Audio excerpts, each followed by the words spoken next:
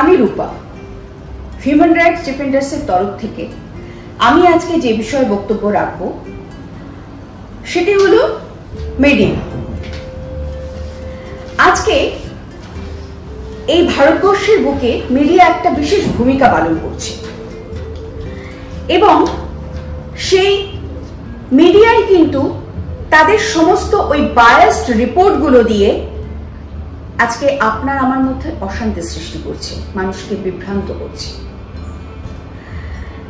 বড় বড় মিডিয়া থেকে শুরু করে ইউটিউবের ছোট ছোট মিডিয়াগুলো যারা যথেষ্ট বায়াসড এবং তারা তাদের মতো করে নিউজগুলোকে আমাদের মধ্যে পাবলিশ করছেন এবং সেগুলোকে অ্যানালাইসিসও করছেন। কিন্তু তাতে আমরা কি হচ্ছে, সেই নিউজগুলোকে শুনছি এবং শোনার পরে সেগুলো শুনে বুঝে আমরা প্রত্যেকেই নানান রকম ভাবে রিয়্যাক্ট করছি। এই জায়গাটাতেই শুরু হচ্ছে কিন্তু অশান্তি, সত্যি অশান্তি সৃষ্টি হচ্ছে। আজকে আমরা জোর গলায় বলতে পারি ভারতবর্ষের কোনো মিডিয়াই কিন্তু নিরপেক্ষ নয়। তারা প্রিটেন্ড করেন তারা নিরপেক্ষ, কিন্তু এটা ভুল।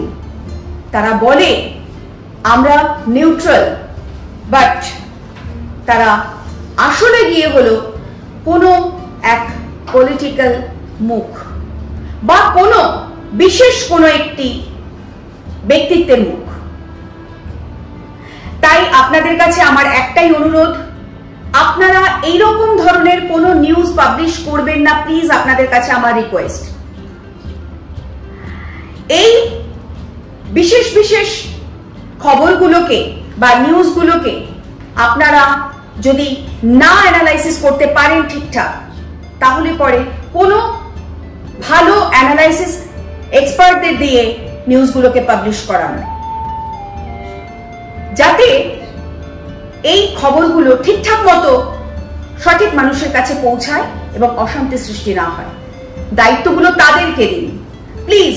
আপনারা নিজেরা এগুলোকে অ্যানালাইসিস করবেন না, অনুরোধ আপনাদের কাছে। আজ এটুকু, নমস্কার।